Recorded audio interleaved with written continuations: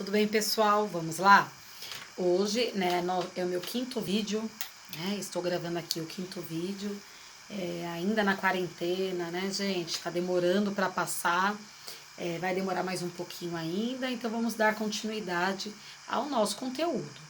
A aula de hoje não é uma aula direcionada à apostila, é uma aula direcionada à fixação de alguns conteúdos que são importantes para o aprendizado no ensino fundamental 2. Hoje nós iremos falar sobre elementos da narrativa. E qual é o diferencial de hoje, né? Para até de certa forma fazer com que vocês passem a assistir os vídeos do começo até o final, eu coloquei durante a aula de hoje do vídeo diversos exercícios que vocês terão que responder.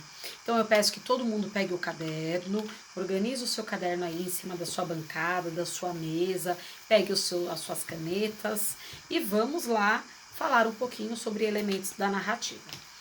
Primeiro, o que vem a ser uma narrativa? A narrativa é uma história, uma contação de história. Então, quando eu tenho um texto narrativo, eu tenho um texto que conta uma história.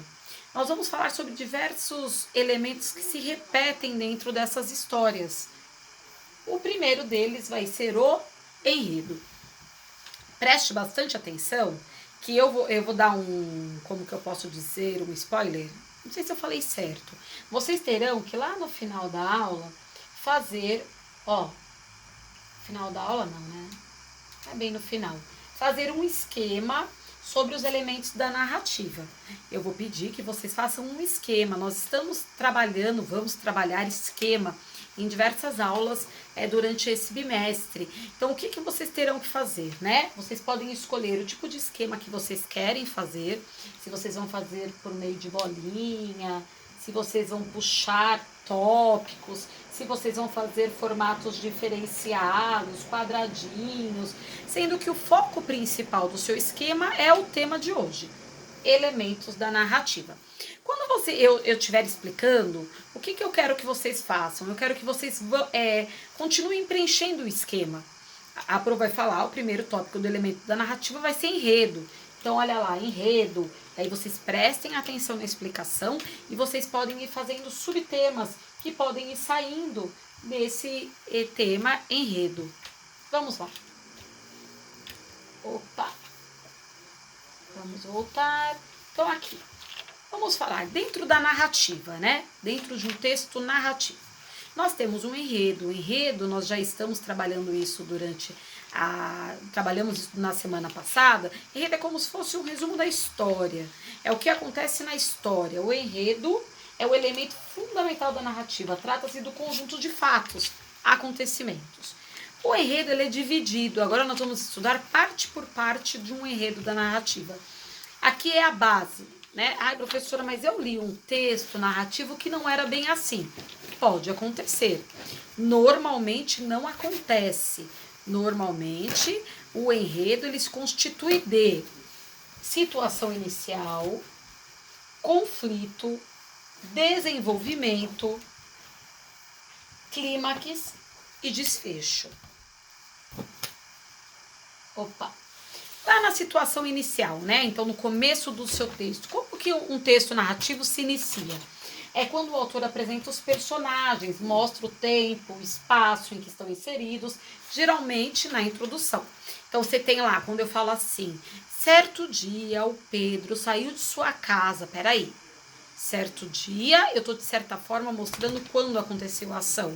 O Pedro, eu estou apresentando o personagem, né? Foi para a sua casa, o cenário. Então, isso acontece normalmente no primeiro parágrafo, né? Numa tarde cinzenta, nas férias do meio do ano, os personagens, aí eu invento ali nome de personagens, ou eu leio o texto com diversos nomes de personagens. Então, eu tenho aqui a situação inicial. E aqui, gente, é um padrão, como normalmente nós vamos ter. Não quer dizer que todas as vezes vai ser igualzinho. Então, vamos lá. Depois da situação inicial, ali no nosso, provavelmente, primeiro, segundo parágrafo, nós vamos ter o conflito, né? O estabelecimento de um conflito. Como assim? É o problema começando a aparecer. Vamos pensar num texto narrativo muito comum, uma história, um conto de fadas, que é um gênero textual narrativo, contos de fadas da Cinderela, conto de fadas da Bela Adormecida, né? Branca de Neve. Como que começa a história? Primeiro nós vamos ter a apresentação da personagem Cinderela, do personagem que é o pai da Cinderela, e aí eles vivem em harmonia, provavelmente fala-se o nome da cidade, do reino, e aí aparece o conflito, que é quando o pai da Cinderela morre e ela vai acabar sendo cuidada, maltratada pela madrasta. Aqui é o estabelecimento de um conflito, é quando começa um problema. Toda narrativa tem uma problemática, alguma coisa acontece para que a gente queira saber como o personagem principal, que é o protagonista, a protagonista, vai conseguir se sair dentro dessa problemática, né? Quem vai contra a protagonista é chamada de antagonista. Então vamos lá. Se você está fazendo o seu esquema agora, provavelmente você já colocou elementos da narrativa, você já puxou falando enredo, dentro do enredo você já colocou situação inicial, conflito, e lá no desenvolvimento você vai pegar e vai começar a colocar, ou não digo você vai começar a colocar, o texto narrativo tem no desenvolvimento a evolução desse conflito, como que o personagem, né, vai fazer para sair dessa situação. Então vamos lá, vamos ler aqui o que tem no nosso slide. Estabelecimento de um conflito. Um acontecimento é responsável para modificar a situação inicial dos personagens, existindo algum tipo de ação. Desenvolvimento. Ao longo desta sessão, que é dessa parte, o autor conta o que os personagens fizeram para tentar solucionar o conflito. Então fica-se nessa busca, né, de personagem tentando sair do seu problema. O clímax. O clímax é a piora do problema para que ela seja solucionada, né? Há uma situação de êxtase, um crescimento na tensão, para que possa ser solucionado o problema. Lá na história da Branca de Neve. A Branca de Neve, no clímax, ela morde a maçã. Como que se soluciona? O príncipe vai lá, dá um beijo nela, e aí eles vivem felizes para sempre. Na Cinderela, nós vamos ter o clímax quando ela perde o sapatinho. Quando ela perde o sapatinho, o príncipe vai procurar ela e eles vão se casar. Então, o clímax, nós vamos ter ali um ponto mais alto dentro do conflito, né? Ó, depois de diversas ações dos personagens, a narrativa é levada a um ponto de alta tensão, um ponto de clímax ou emoção, uma espécie de encruzilhada literária que exige uma decisão ou um desfecho. E o desfecho é um sinônimo para final da história. Desfecho é a parte da narrativa que mostra a solução para o conflito, né? Então falamos aqui um pouquinho dos elementos da narrativa. Será que nós só temos que analisar dentro de um texto narrativo, que é uma história, uma contação de história, o seu enredo? Não. Nós vamos ter agora um segundo tópico, espaço, que também podemos chamar de cenário. O que vem a ser o espaço ou cenário? É onde acontece a história. Espaço é o lugar em que a narrativa acontece. Ele é importante não só para situar o leitor quanto ao local, mas principalmente porque contribui para a elaboração dos personagens. Então, se eu falo que a Cinderela, ela é uma menina, uma princesa, né, que mora numa cidade rural, quando eu falo dessa cidade rural, eu, leitor, consigo entender mais da minha personagem. Na verdade, eu tô aqui só fazendo uma hipótese. Eu acho que a Cinderela não é um reino rural, não. Então, o cenário é onde se passa. Onde? Tempo. O tempo é um outro quesito dentro dos elementos da narrativa muito importante. Nós vamos ter narrativas onde nós só vamos ter o tempo cronológico. Nós vamos ter narrativas onde nós só teremos o tempo psicológico. E teremos algumas onde haverá a mistura do cronológico com o psicológico. Como assim tempo cronológico? O tempo cronológico é o tempo normal.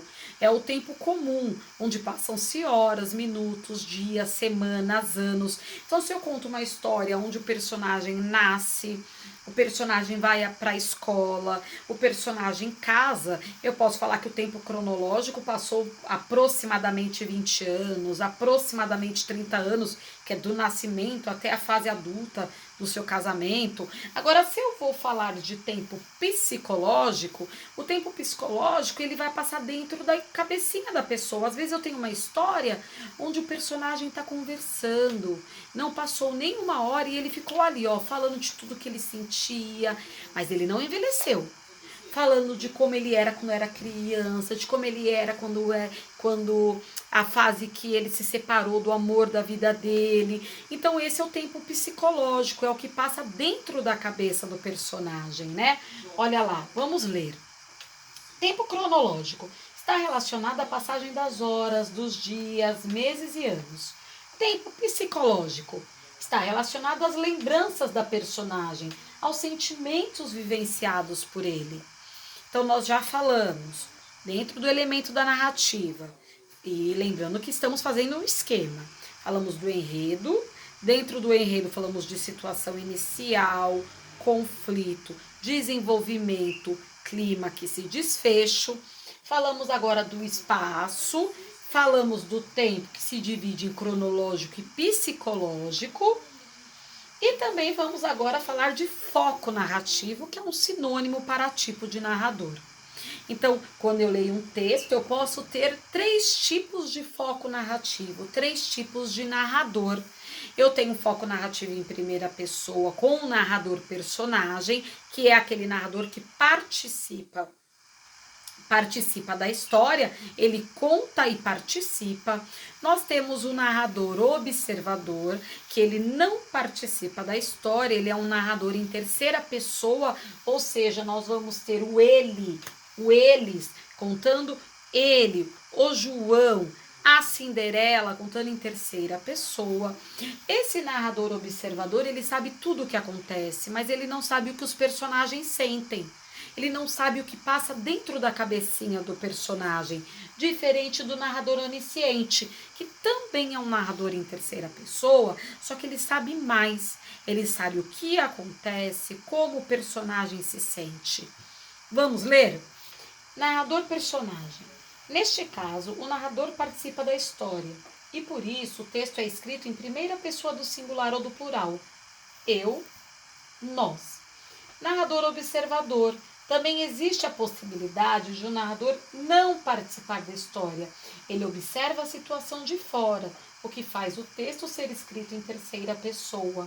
Ele, ela, eles e elas. Narrador onisciente é aquele que sabe de todos os fatos, mesmo que não participe da história. A sua compreensão costuma ir além dos acontecimentos. Ele consegue narrar até mesmo os pensamentos e sentimentos dos personagens, como se tivessem um conhecimento sobrenatural. Por que sobrenatural? Porque o que é normal? Que você saiba o que está acontecendo. Mas eu não sei, eu não consigo entrar na cabeça das pessoas. Então, ter o poder de saber o que o outro sente, vem a ser descrito aqui como sobrenatural, né? Então, aqui, nós vamos agora, como eu já tinha comentado, fazer um esquema de tudo que foi dito. Se você não fez o esquema ainda, o que eu recomendo agora é que você pause o vídeo, você organize as suas ideias para que dê continuidade aos outros exercícios. No exercício 2, você, lembrando que você tem o poder em suas mãos, você pode dar pausa e copiar o que está escrito agora na TV. No exercício, nos próximos exercícios, parte 2, você vai ler a crônica O Homem Nu e vai responder essas questões. Professora, como que eu consigo a crônica O Homem Nu? Vocês vão perceber que aqui tem o link da crônica. Você pode olhar lá no slide que a Pro disponibilizou, se você quiser fazer um Ctrl+C, Ctrl+V, ou você pode colocar lá no Google O Homem Nu de Fernando Sabino, e aí você pode ler toda a crônica, e com base nessa leitura nós vamos estudar os elementos da narrativa. Nós vamos estudar o enredo, vamos estudar o cenário, vamos estudar o tempo cronológico, Vamos estudar o tipo de narrador. Então, o que você deve fazer agora? Você deve fazer os exercícios no seu caderno, certo?